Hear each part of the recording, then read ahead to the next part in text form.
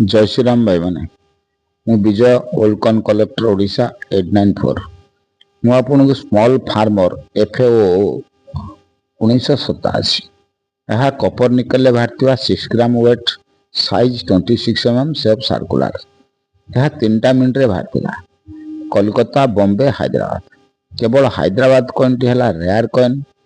a coin T आपनकर मूल्य 50 टंका ठारू 1000 टंका पर्यंत मूल्य फाइन कंडीशन कॉइन टी हला 50 टंका वेरी फाइन कंडीशन मूल्य टी हला 100 टंका एक्स्ट्रा फाइन कंडीशन मूल्य हला 150 टंका अन सर्कुलेट कॉइन यूएनसी हला 1000 टंका ए कॉइन को जदि आपण माने जेकोसी जगह पाइबे